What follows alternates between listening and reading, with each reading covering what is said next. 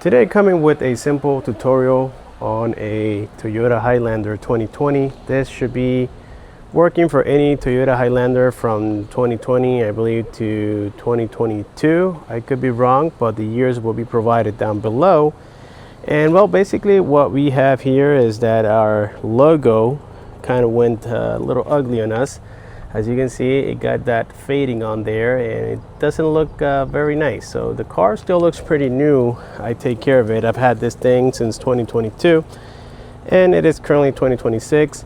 It's been a great car, and so I want to preserve it as much as I can.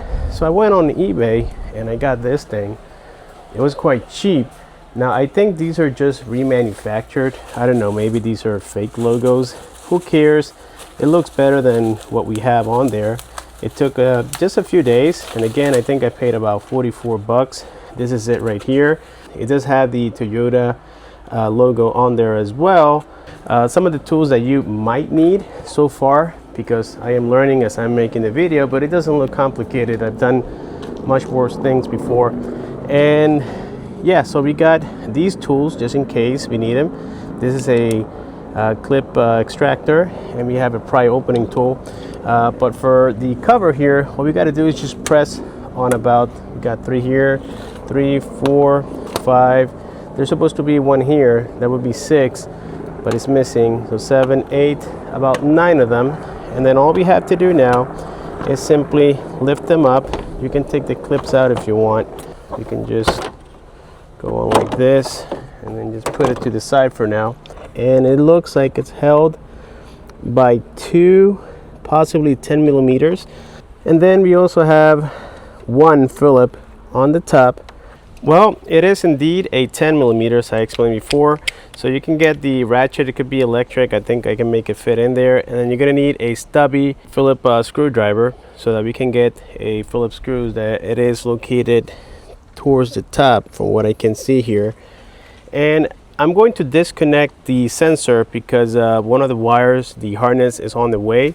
And so since I don't want to deal with the calibration issue, I'm going to unplug the battery so that way we lose power entirely and we can avoid that issue of having to calibrate that sensor again. There we go. And now I'm going to undo it, put it to the side. Alright guys, as you can see from here, the one that we had to remove is this upper Phillip, and then you have one in here that is a 10 millimeter, this one, and we have the same one on the opposite side of where this plug is. So you had to unplug the sensor, and right behind it there's going to be another 10 millimeter. You had to remove all 3 of those. Exactly like I mentioned, these are the 2 10s.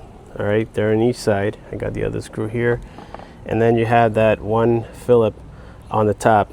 Unplug the sensor, but don't do it before unplugging your battery first, and then unplug it. And now we can set this to the side as well. And then in here, I don't know if you guys can see it, but it looks like I can see already the 2 clips. This is where that pry opening tool can come in handy. Let's see if I can, there we go, I think I got it. Alright guys, so unfortunately this company sent me the wrong one, and that's okay. I guess I'm just gonna have to return it. But to remove the OEM one, you have another 2 sets of Phillips screws that are on the top side. So they're gonna be around this area here. I'm not sure if you can see that, but they are right there, and they are exactly the same as the one that we removed to take out the sensor. They look like this, and then it would just slide right out. This clip broke. I guess they get brittle with time, but this is the part number. All right, it says 53141-33130. That's the one that you will need. But yes, we're going to replace it. Then you just do the steps in reverse, put the logo in there, put your sensor, plug it all up, and also don't forget to reinstall your battery. And that's it, you're all set to go.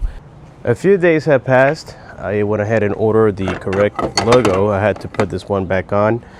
By the way, when you take out the O logo, the tabs are prone to crack. That's because of all the heat that is surrounding this area, and it is quite normal. But this is the old one, and this is the new one. Let's go ahead and peel it off. Ooh, look at that. Big difference, huh? Well, that is it, guys. Just remember that on the rear side, this one is a little different than other Toyotas. I seen one, like the one that they sent, that had like one hole around this area, and then the two clips up here. You have to get the correct one for the Highlander. This is good for the 2020s up to the 2022s, and then I believe the logo changes slightly, maybe because the sensor, but this is what she looks like now. I think it looks a lot better. Well, thank you for watching. Subscribe, comment, and share. Click on the bell icon so that you don't miss future videos like these. And if you have any questions, just leave your comments and I will do my best to answer them as soon as possible. See you guys on my next one.